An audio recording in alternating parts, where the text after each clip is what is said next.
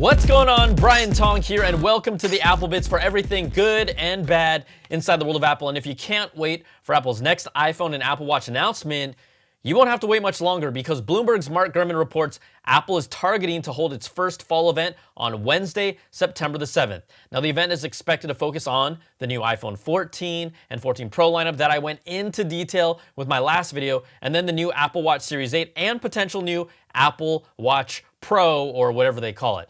Now, Gurman says Apple retail employees have also been told to prepare for a new product release on Friday, September the 16th, which would point to the iPhone and Apple Watch being released on that date. Now, if we look back, let's say historically, Apple has held their iPhone event on a Tuesday the past 3 years, but if it happens on the 7th, well, September the 5th is Labor Day, which is a holiday here in the US, so that would shift the event over one day to the Wednesday of that week.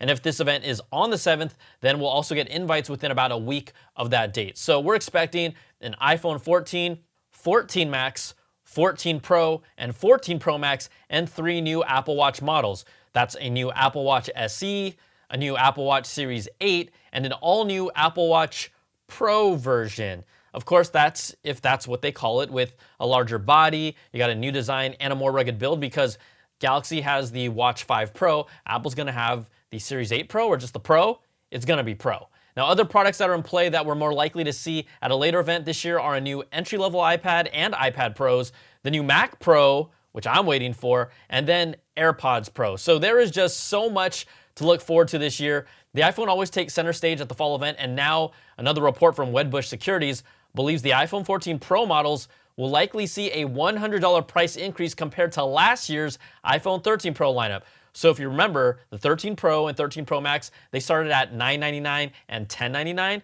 This year, the 14 Pro's lineup could jump up to $1099 and $1199. And if this is true, it's going to be a real test to see what consumers will be doing in a tighter economic year, because after doing a deep dive of all these differences between the 14 and the 14 Pro that we expect to see, if I was a consumer who had an iPhone 11, 12, or 13 Pro and I'm not looking to spend any more money, I just don't see a real compelling reason to upgrade based on what we know so far, other than the fact that it might be a purple iPhone. Then you obviously have to upgrade. But then, like me, I'll put a purple case on it, and that would make it look exactly the same as my 13 Pro does right now. So we'll see if this price jump even happens, but we're now hearing it from multiple sources.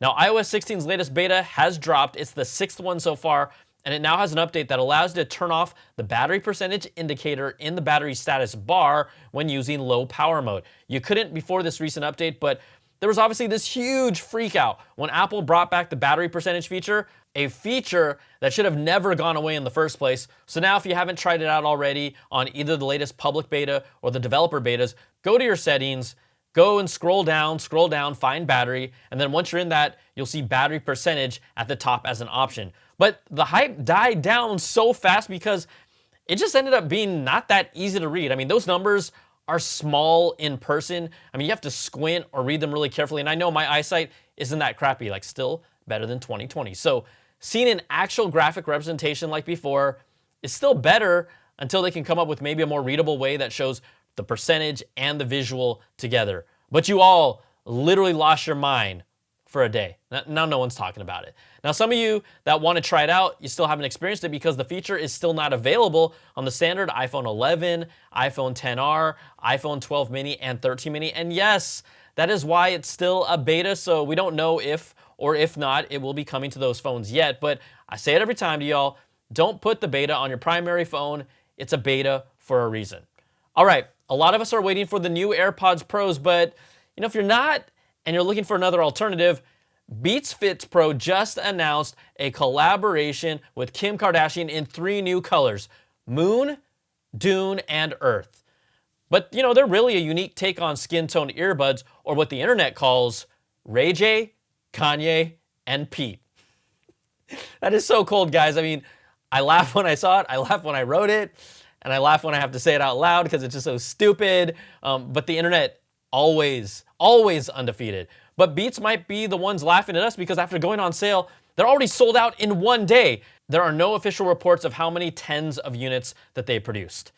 And for the GarageBand crowd, yes, I'm talking software because it's a legit tool. Apple announced new in-app remix sessions for Katy Perry and K-pop group 17. They are free downloads, and it has a variety of loops, sounds, and instruments for you to work with. And there's a new Today at Apple session called Music Skills Remix Katy Perry that's in Apple stores worldwide, where creative pros will teach you how to remix Perry's Harleys in Hawaii in the app. So this is really cool, putting out free content, putting a session behind it.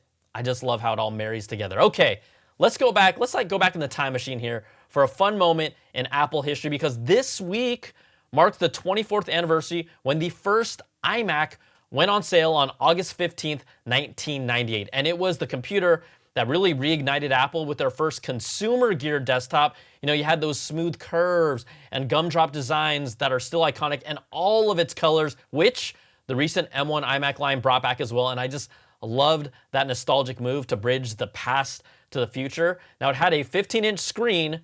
Sounds small though, but that was larger than most of the 13 to 14-inch displays on the beige PCs at the time. And then you got that hockey puck mouse from hell that looked cute, but yeah, it still sucks today. Now, the original iMac retailed for $1,299, and although the I in all of Apple's products has never really had an official specific meaning, at the time, Steve Jobs said that the iMac was the marriage of the excitement of the internet with the simplicity of the Macintosh, and it saved the company to be the big beastie Apple that you see today. So yeah, I guess you could call that one the Internet iMac. Oh, the Internet Mac, not Internet iMac. That's an iMac.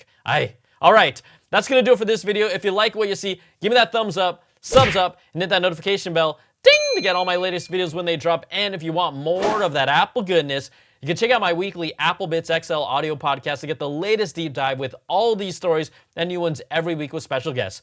And you can also support all of my content and the podcast at patreon.com/BrianTong. You get your early access to my content, rewards at different levels, and a completely ad-free version of my podcast. Plus, we got a monthly Patreon-only live stream. We got a Close Your Rings contest challenge. It all starts at $2 a month, and you can help support me at patreon.com/BrianTong. So take care and be safe, and I'll see you on the next video. Peace and love.